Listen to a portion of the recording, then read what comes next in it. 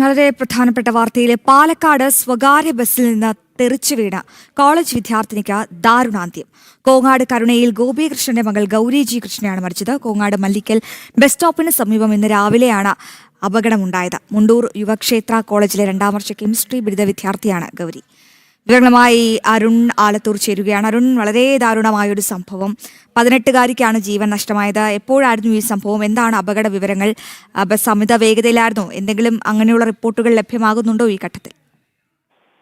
അശ്വതി, ഇന്ന് രാവിലെ കോങ്ങാടിനടുത്ത് ചെല്ലിക്കലിലാണ് അപകടം ഉണ്ടാകുന്നത്. രാവിലെ കോളേജിലേക്ക് പോകുന്നതിന് വേണ്ടി ഈ സ്വകാര്യ ബസ്സിൽ കയറിയ വിദ്യാർത്ഥിനിയുടെ ഷൂ അഴിഞ്ഞ് താഴെ വീണിരുന്നു. ഇത് ബസ് മുന്നോട്ട് എടുക്കുന്ന സമയത്തായിരുന്നു ഇത്. ഈ സമയത്ത് ഷൂ എടുക്കുന്നതിന് വേണ്ടി ബസ്സിൽ നിന്നും ചാടി താഴേക്ക് ഇറങ്ങിയ വിദ്യാർത്ഥിനി പെട്ടെന്ന് തന്നെ വീഴുകയും ഇതേ സമയം ശരീരത്തിലൂടെ ബസ് കയറി ഇറങ്ങുകയുമായിരുന്നു എന്നുള്ളതാണ് ദൃക്സാക്ഷികളായ ആളുകൾ പറയുന്നത്.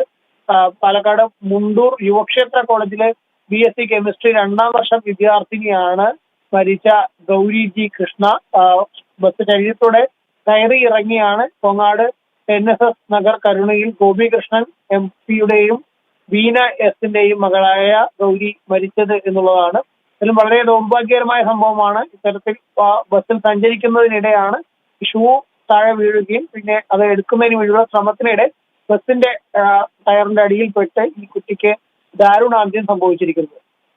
ശരി, വിവരങ്ങൾ വ്യക്തമാണ് അരുൺ ആലത്തൂർ. എന്തായാലും വളരെ വേദനാജനകമായ വിവരമാണ് ഇപ്പോൾ പാലക്കാട് നിന്നും ഞങ്ങളുടെ പ്രതിനിധി റിപ്പോർട്ട് ചെയ്യുന്നത്. 18 വയസ്സുകാരിക്കാണ് ഇങ്ങനെ ബസ്സിൽ നിന്നും തെറിച്ചു വീണ ബസ് തന്നെ ശരീരത്തിലൂടെ കയറി ഇറങ്ങി ജീവൻ നഷ്ടമായത്.